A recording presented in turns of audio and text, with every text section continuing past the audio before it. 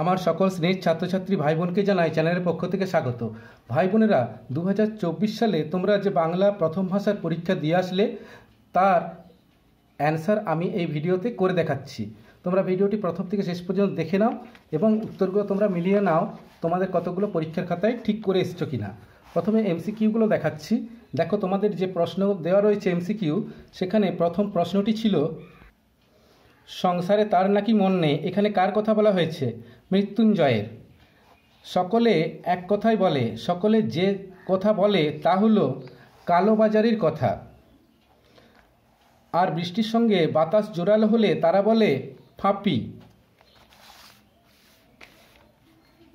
তা সে অন্য 1000 মাইল দূরেই থাক আর ড্যাশ তালা লাগানো গুদামেই থাক। শূন্যস্থানে যে শব্দটি বসতে হবে সেটি হচ্ছে 10টা। রূপনারায়ণের কুলে কবিতাটি কোন কাব্যগ্রন্থের অন্তর্গত? আরোগ্য। শিকার কবিতায় দ্বিতীয়বার আগুন জ্বলেছিল কেন? হরিণের মাংস তৈরি করার জন্য।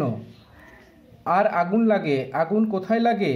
জঙ্গলে অন্ধকারে ধূসর ফেনায়, জলের অন্ধকারে ধূসর ফেনায়। ক্রন্দনরতা জননীর পাশে কবিতায় নিখোঁজ মেয়েটিকে পাওয়া গিয়েছিল জঙ্গলে। বহুদিন ড্যাশ কাটেনি দিন, সেখানে শূন্যস্থানে যে শব্দটি বসবে সেটি হলো, এটা হচ্ছে জঙ্গলে।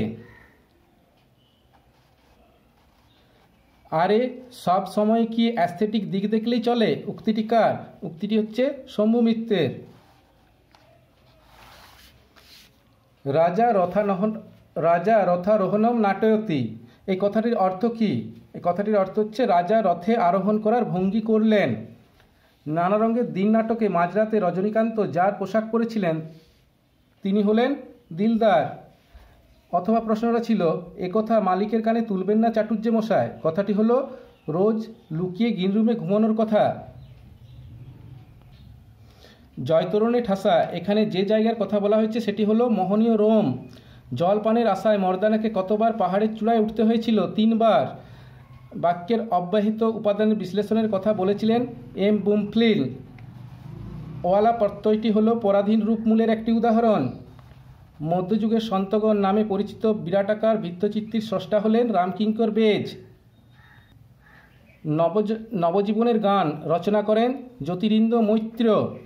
ইন্ডিয়ান স্ট্যাটিস্টিক্যাল ইনস্টিটিউট এর প্রতিষ্ঠা করেন প্রশান্তচন্দ্র মহলানবিশ। কুস্তি খেলার একটি প্যাচের নাম হলো, এই উত্তরটা আমার একটু ডাউট আছে, আমার মনে হচ্ছে এটার উত্তর হবে কিক। তো তোমাদের যদি সঠিক উত্তর জানা থাকে আমাকে কমেন্ট বক্সে কমেন্ট লিখে জানাবে। অযান্ত্রিক চলচ্চিত্রটির পরিচালক হলেন ঋত্বিক ঘটক।